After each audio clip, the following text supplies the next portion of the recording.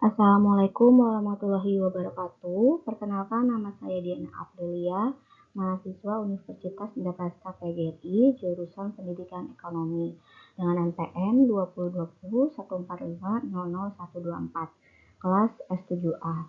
Di sini saya akan menjelaskan mengenai perencanaan strategis pendidikan. Pada hakikatnya, perencanaan sebenarnya adalah suatu cara untuk mempersiapkan masa depan. Jadi, kita perlu perencanaan, karena dengan menggunakan perencanaan, maka akan mempunyai tujuan yang ingin dicapai. Maksudnya, perencanaan merupakan sarana untuk mencapai tujuan melalui pelaksanaan kegiatan. Nah, seperti halnya dalam pendidikan, perencanaan itu sangat penting. Dengan menggunakan perencanaan, maka diharapkan pendidikan menjadi lebih baik dari sebelumnya. Pendidikan juga akan menjadi lebih terarah serta teratur. Sebelum menjelaskan lebih lanjut, ini ada poin-poin yang akan kita bahas. Yang pertama ada pengertian, apa itu perencanaan strategis pendidikan. Dan kedua ada unsur-unsur, apa saja unsur-unsurnya. Dan yang ketiga ada tujuan, apa itu tujuan dari perencanaan. Dan yang terakhir ada proses, bagaimana sih proses perencanaan tersebut dilakukan. Kita akan membahas lebih lanjut mengenai poin-poin yang tadi sudah disebutkan, mulai dari pengertian. Pengertian perencanaan strategis. Apa sih itu perencanaan strategis? Jadi perencanaan strategis itu perencanaan yang matang, perencanaan yang mengaitkan masa depan. Bagaimana mempunyai strategi, bagaimana mengelola strategi tersebut, sehingga bisa menghasilkan output yang memuaskan, menghasilkan tujuan yang ingin dicapai. Jadi pada dasarnya perencanaan merupakan langkah awal dari setiap proses untuk memperoleh hasil yang memuaskan.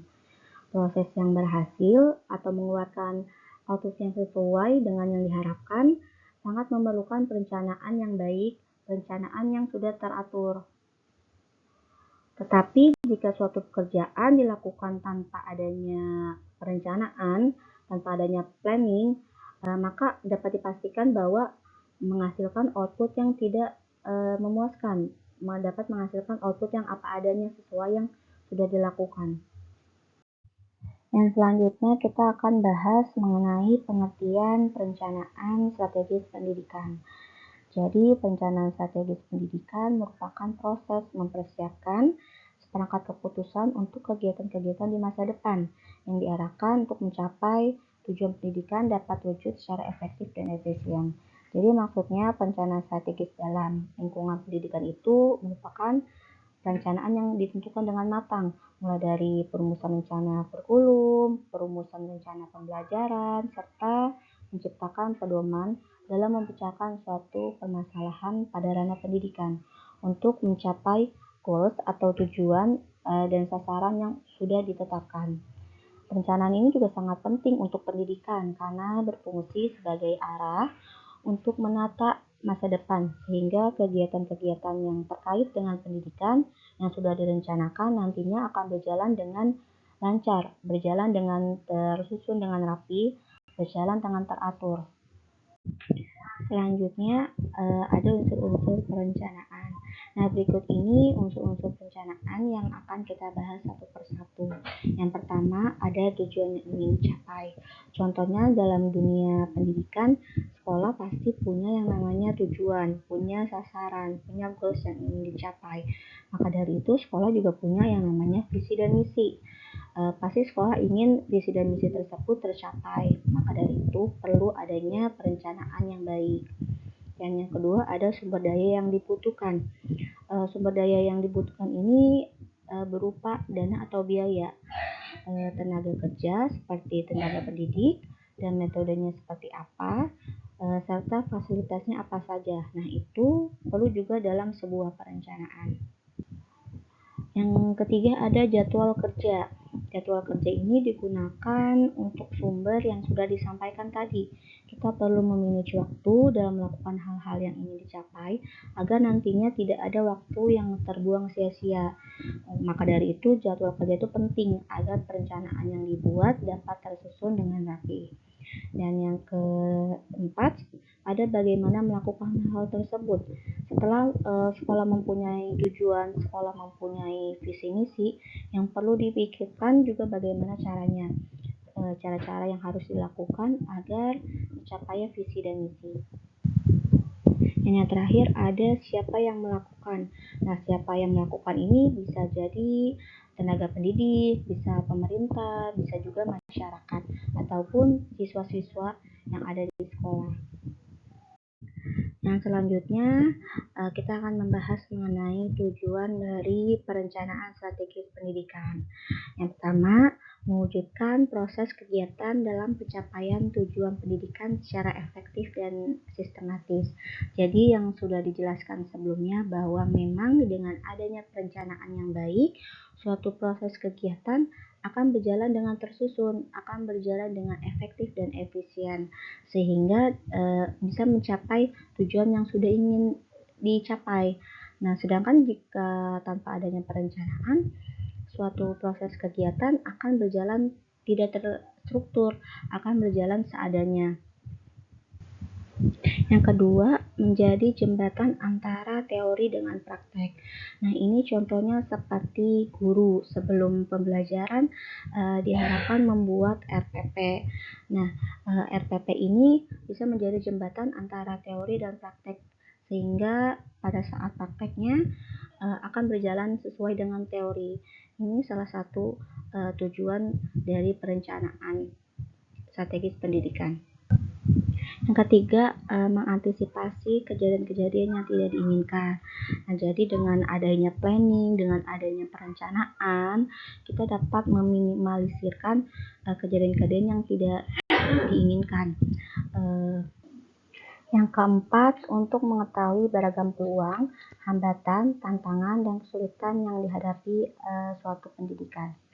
Jadi dengan adanya planning, kita bisa mengetahui peluang untuk masa depan, hambatan dan tantangan apa yang akan dihadapi, kesulitan apa yang akan dihadapi.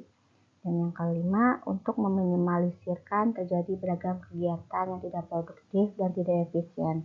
Jadi dengan adanya planning, dengan adanya perencanaan, suatu proses kegiatan dapat berjalan sudah dengan semestinya, sudah dengan terstruktur.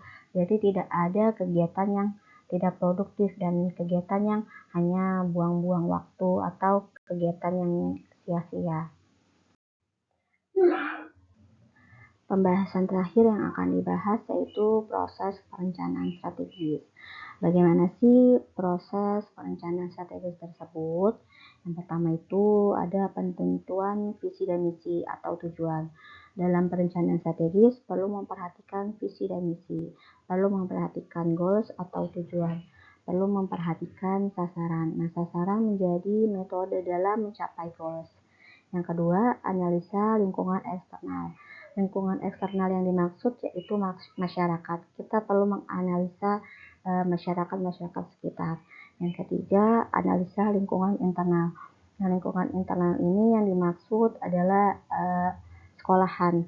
Sekolah kita perlu memperhatikan kelebihan dan kekurangan dari sekolah tersebut. Yang keempat, ada identifikasi peluang dan ancaman. Kita perlu mengidentifikasi apa saja peluang untuk masa depan dan apa saja ancaman atau tantangan yang akan dihadapi ke depannya. Nah, selanjutnya ada pembuatan keputusan.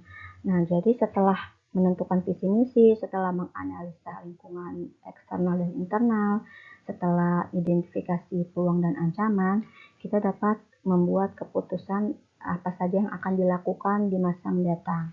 Yang selanjutnya ada pengembangan strategi. Setelah dari pembuatan keputusan, setelah dari apa yang ingin dilakukan untuk masa mendatang, kita perlu mengembangkan strategi. Kita perlu mempunyai strategi apa saja nih yang akan dilakukan, strategi apa saja nih supaya tujuan tersebut dapat tercapai.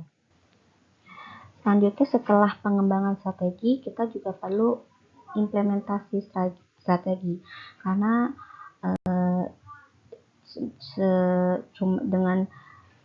cuma dengan pengembangan strategi biasa tidak cukup, karena itu perlu adanya implementasi strategi. Dan yang terakhir ada evaluasi. Setelah semua dilakukan, visi misi, analisa lingkungan eksternal, analisa lingkungan internal, peluang dan ancaman, keputusan, strategi. Nah, setelah semua tersusun, kita perlu namanya evaluasi. Apa saja kesalahan-kesalahan yang sudah dilakukan, apa saja hal-hal yang seharusnya tidak dilakukan, itu perlu diperhatikan, dievaluasi. Sekian yang dapat saya sampaikan, kurang lebihnya mohon maaf. Semoga materi yang disampaikan dapat bermanfaat. Terima kasih. Wassalamualaikum warahmatullahi wabarakatuh.